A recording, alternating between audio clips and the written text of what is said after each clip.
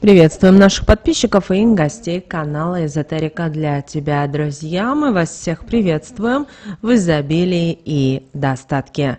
Сегодня, друзья, в этом видео мы уделим внимание народным приметам, традициям и обрядам на 30 апреля. Поговорим о том, почему сегодня у нас с вами чистый вторник, последний вторник перед Пасхой, что обязательно нужно сделать в этот день, а также уделим внимание тому, что можно и чего нельзя делать. Друзья, все далее более подробно. Прямо сейчас, друзья, ставьте лайк этому видео, а в комментариях напишите слово «изобилие», и Вселенная обязательно вам пошлет огромную сумму денег. Также хотим поблагодарить вас за донаты, которые вы нам отправляете. Друзья, нам очень-очень приятно. Итак, друзья, в православии сегодня, 30 апреля, второй день Страстной недели перед Пасхой. Называется Чистый вторник или Великий вторник. И Великий вторник является одним из ключевых дней Страстной недели, который предшествует Великой Пасхе. Этот день христианского календаря посвящен воспоминаниям о беседах Иисуса Христа, которые он вел в храме Иерусалима. Рассказы о страданиях, притчи о 9 девах, талантах и о страшном суде наполнены глубокими уроками и символизируют подготовку к встрече с божественной справедливостью. Великий вторник Иисус Христос обращал внимание своих учеников на важность бдительности, ответственности и благоразумия через притчи. Притча о 9 девах учит готовности к встрече с Господом Бога, а притча о талантах подчеркивает значение правильного использования дарованных Богом способностей. Рассказы о воскрешении мертвых и притчи о страшном суде напоминают о неизбежности божественного правосудия и важности жизни по заповедям. Что же сегодня, друзья, мы продолжаем делать? Мы дальше готовимся в Пасхе, а вы знаете, что подготовка к Пасхе включает не только духовное, но и физическое очищение. Великий вторник – это время, когда нужно завершить начатые накануне генеральную уборку, особое внимание уделить стирке одежды, постельного белья и штор. Это символизирует очищение жизни от грязи и подготовка дома к празднику. Несмотря на продолжающийся Великий пост, Великий вторник принято покупать продукты для праздничного стола, которые будут приготовлены на Пасху. Это включает в себя ингредиенты для куличей, пасхальных яиц и других традиционных блюд. В этот день разрешается употребление сырой пищи без добавления растительных масел. Это соблюдение постных правил способствует духовному очищению и подготовке к великому празднику. Также обращаем ваше внимание, что 30 апреля Православная Церковь отмечает память преподобного Зосимы игумена Соловецкого, одного из самых почитаемых святых, связанных с историей пчеловодства на Руси. Зосима вместе с другим известным святым Савватием являются чудотворцами и покровителями пчеловодства. Согласно преданию, Зосима и Савватий под руководством архангела Гавриила были посланы Богом в Египет за пчелиной маткой, известной как Божья работница. Этот акт был направлен на то, чтобы ввести пчеловодство на Руси, что впоследствии сыграло значительную роль в экономике и в культуре. По легенде, возвращение святых на Русь сопровождалось чудесами. Архангел Гавриил помог им ускользнуть от преследования, предложив Зосиме и Савватию бросить жезл с пчелиной маткой в сторону от дороги, что помогло им избежать обнаружения. Этот жезл затем был взят святыми, и они без препятствий вернулись на Русь, где пчелы были уже потом распространены по всей территории. На Руси в те времена пчеловодство было новым занятием, и многие изначально относились к пчелам с опаской и недоверием. Зосима, по другой версии легенды, переехал на Соловецкие острова, где основал монастырь и заложил основы монашеского пчеловодства. Он написал несколько руководств о пчелах, пасеках, которые служили основой для развития пчеловодства в регионе. Зосима Соловецкий почитается не только как чудотворец, но и как покровитель пчеловодов. Его жизнь и труды напоминают о важности, усердия и заботы о природе. Кроме того, сегодня у нас с вами великий вторник, и когда и вспоминают Зосиму, поэтому становится днем особого внимания к традициям и к наследию, а также подготовке к важнейшим религиозным праздникам. Также обращаем ваше внимание, что в народном календаре 30 апреля был известен как День Зосима Пчельника, посвященный покровителю пчеловодства преподобному Зосиме. Эта дата традиционно была связана с началом активного пчеловодческого сезона и сопровождалась рядом ритуалов, народных примет, направленных на обеспечение здоровья пчел и обильного урожая меда. И 30 апреля на сегодняшний день в нашем современном мире традиции продолжают жить в действиях и обычаях многих регионов, где пчеловодство играет важную экономическую роль. И этот день лучше всего начать с молитв преподобному Зосиме, который считается защитником пчел и помощником пчеловодов. На пасеке традиционно приглашали священника для проведения молебна, что предполагало благословение пчел и всего пчеловодческого хозяйства. Этот ритуал был направлен на привлечение благоприятных условий для развития ульев и защиту от болезней и вредителей.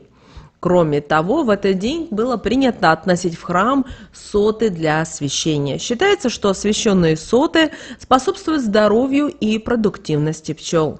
После возвращения сот из церкви ульи аккуратно выносят из зимовников и устанавливают на постоянное место.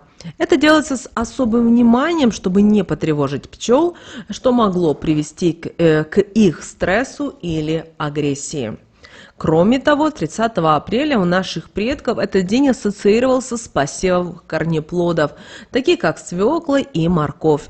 Перед посевом семена замачивали в родниковой воде, что, по поверьям, способствовало лучшему прорастанию и урожаю.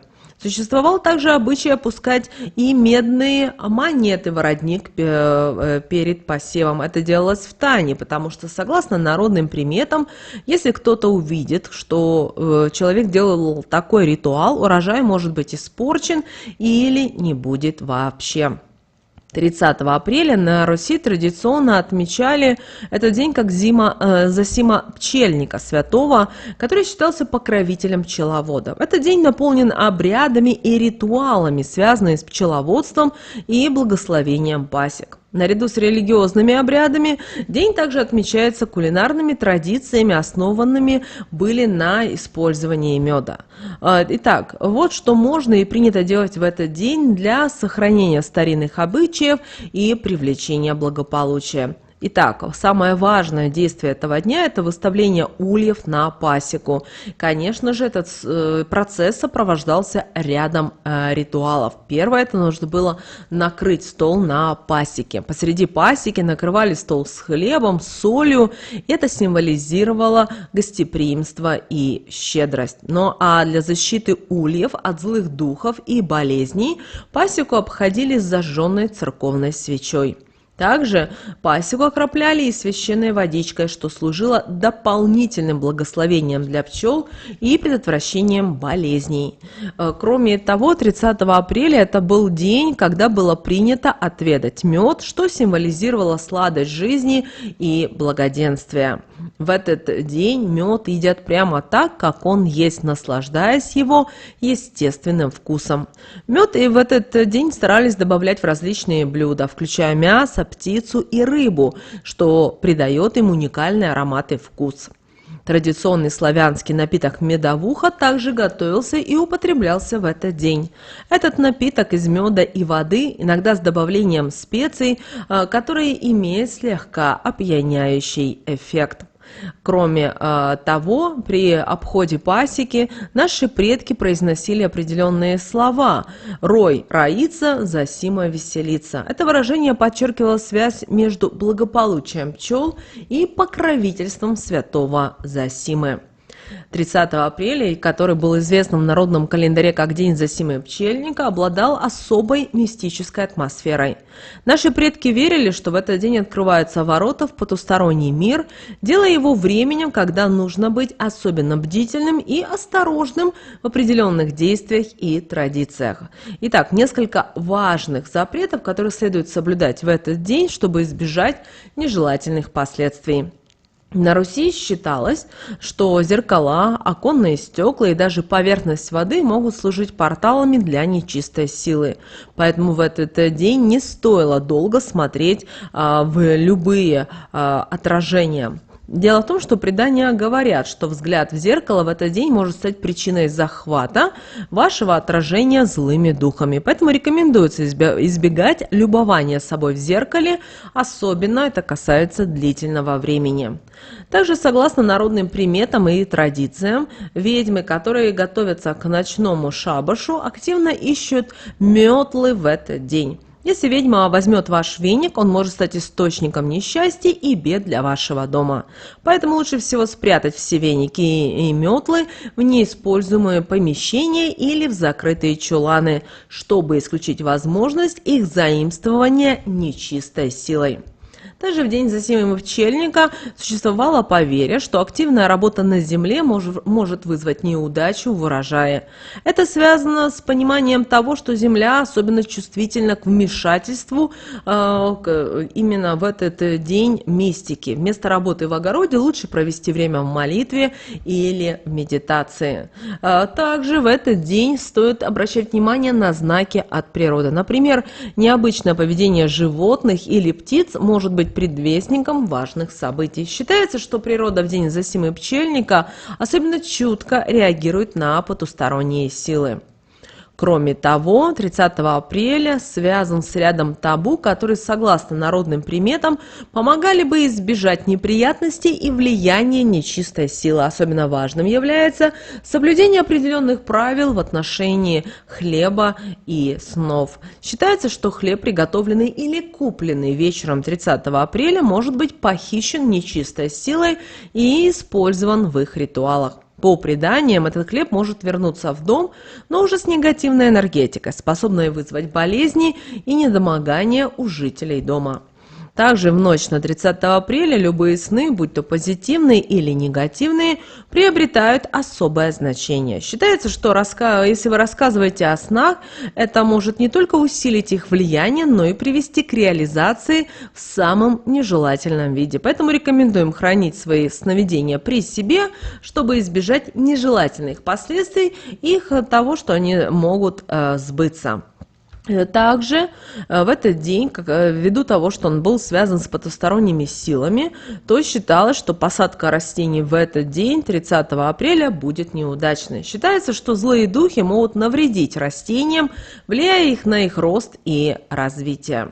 Также в этот день после захода солнца нельзя, чтобы были открыты двери и окна. Дело в том, что они могут стать вратами для входа нечистой силы в дом. Вечером и ночью рекомендуется держать их закрытыми, чтобы обеспечить защиту дома и его обитателей. Кроме того, в эту ночь, вечер нужно игнорировать любые звуки с улицы. Если в этот вечер слышны странные или необычные звуки снаружи, лучше их проигнорировать. Считается, что это могут быть зов или заманивание от злых духов, которые пытаются привлечь внимание и завладеть энергией человека. Кроме того, в день Зосимы Пчельника крайне важно соблюдать умеренность в пище. Переедание в этот день считается недопустимым, так как может привести к неблагоприятным последствиям, в том числе к потере благосостояния и здоровья.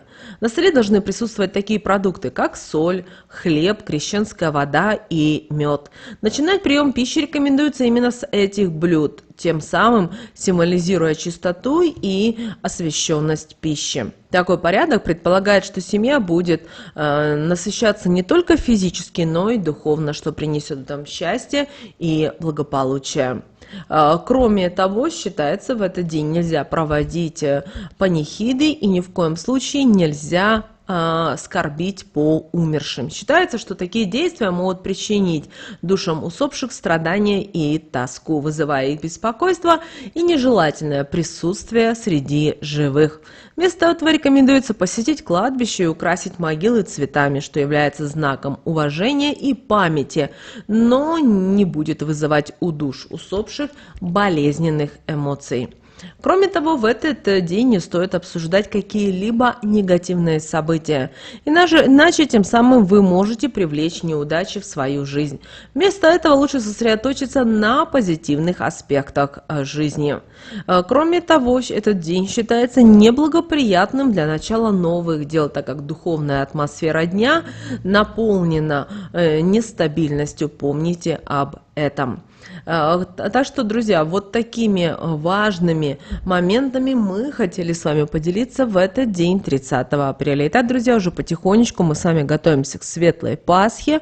Надеемся, вы также занимаетесь последними приготовлениями, потому что далее у нас идет Великий Четверг, Тихая Пятница и суббота. Ну а там уже и Пасха. Друзья, прямо сейчас ставьте лайк этому видео, если вы еще не поставили. Ну а прямо сейчас на экране, друзья, вы видите два всплывающих окна. Это следующее рекомендованное видео для вас. Нажимайте на то видео, которое вам на интуитивном уровне понравилось больше, и смотрите. Друзья, всех вам мыслимых и немыслимых благ. Услышимся с вами уже буквально в следующем видео.